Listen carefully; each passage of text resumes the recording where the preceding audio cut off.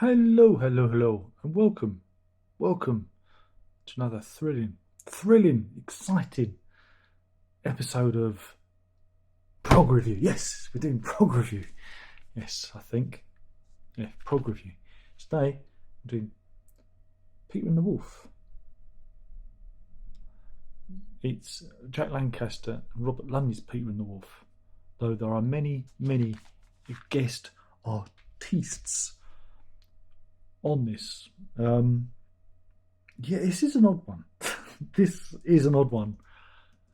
He says, trying to pull up the Wikipedia page because I've got to do that. Oh,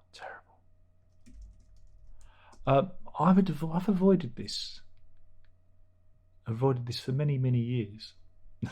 Why? Why have you avoided it? Well, you know, I had a funny feeling. I had this funny feeling, see? And because there are a number of people on it that are quite interesting. Brian Eno, for example, I find him interesting. Phil Collins, Bill Bruford, those people are interested, as well as like Robin Lumley and Jack Lancaster and Gary Brooker, Julie Tippett, Stefan Grappelli on the violin, John Heisman, Alvin Lee, Gary Moore, Cozy Powell, Manfred Mann, Keith Tippett, Viv Stanshall, of course, as the narrator. Now, why did I avoid it? Because I was sure that I knew this album. I was sure that I knew it. I was absolutely convinced that I knew this album, despite never owning a copy of it. Never owned a copy of it, but I thought, I know, I've got a funny feeling about that one. Funny feeling. Right? So anyway, this new edition came out not that long ago on Cherry Red Esoteric. It's a fine reissue, it is too, because it's been out many different times. It's not a long album, mind. It's only about 38 minutes, 26 long. For those of you who aren't in the know, Prokofiev, Sergei, to you and me, he wrote, composed Peter and the Wolf way back in 1936. He said 1976, then that's the time this album came out.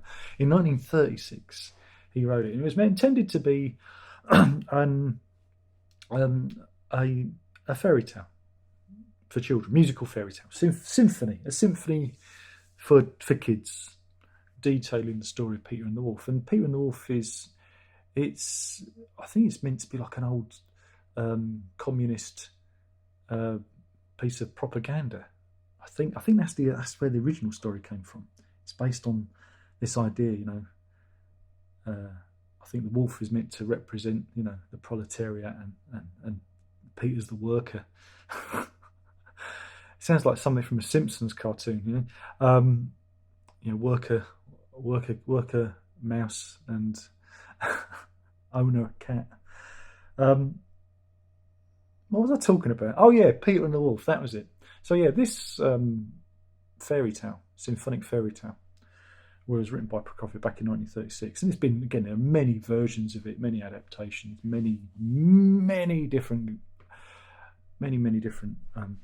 interpretations, and then there was this one that came, like I say, 1975. I don't know where I've got 1976 from. 1975 this was out. And like I said, it has loads of celebrities from the world of, progressive and kind of art rock, as well as some people from established artists, like I say, like Gary Moore, Cozy Powell, from the more rock and roll things. And when I played it, I knew this record. I knew it. For I was transported back in time to when I was a kid. I can't be sure, but I am sure. I can't be sure, but I have a memory. A vague feeling of this being played to us in the music room at school, because I know this record. Oh, I know this record because when I put it on, I went, I know this. Opens with, again, Vivian Stanshall doing the narration, and it goes through the various goes through the story, and there's, I said it's very, very humorous, and again, each piece and each instrument is meant to represent a character in the story. And so you have Peter himself. There's a bird. There's a duck. There's a cat. The grandfather. The wolf himself. And yeah, so each one of these takes on a character. Each instrument or piece takes on a character. In the classical version, I think the instruments are meant to represent characters in the story. Whereas here, well, a few liberties are taken. That's not the point. That's not the point of it. The point of it is a rock supergroup got together to cover Prokofiev's Peter and the Wolf. And it's one of those unusual records that would only get made in the 1970s. It's like, this seems like a good idea. I don't know how many copies it's sold, but I've got a feeling it was fairly well known.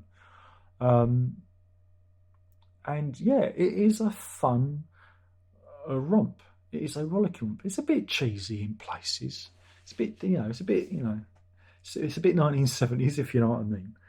But if those people have never investigated, I think you should give it a listen. I don't know if it's available on streaming, but never know, might be. But yeah, and the original LP came with a booklet inside, an illustrated booklet, and they replicate this in the CD. So I'm gonna show you.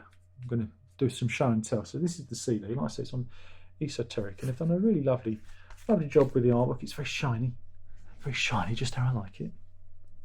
And there's the inner with there's the duck and the wolf. So there you go. But there's more. Oh yeah, there's a booklet. They actually included a little booklet. Very small though. I don't even see the writing. Very small, but it tells you who plays what everywhere. Of course, Chris Spedding's on here as well. Legendary Chris Spedding. But yeah, which is cool. You can see that, and there's some liner notes explaining the making of, which is very, very illuminating. Said it's quite a lot of liner notes for you to read. I hope you put it in pause. And those were written by Malcolm Dome, who passed recently, 2021 August. He wrote those, but and this artwork replicates what was in the original LP edition. It was in like a little booklet, and it's very stylized. And again, this brings back memories. I've never owned a copy until this very moment. But there you go. So yeah, it's a funny little record, And again, it's one of those peculiar things that could have only happened in the 1970s.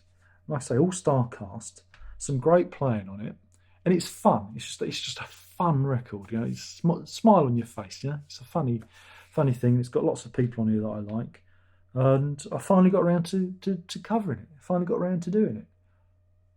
There you go. So yeah, give it a listen. It's not going to be for everyone, but again, this is where, this is back in a time when people took risks with music, and people, they were allowed to do these kind of projects, and that's what's really kind of curious about it. And you get some culture too. You get some Prokofiev in your life, Well, you know him from, is it Greg Lake, isn't it?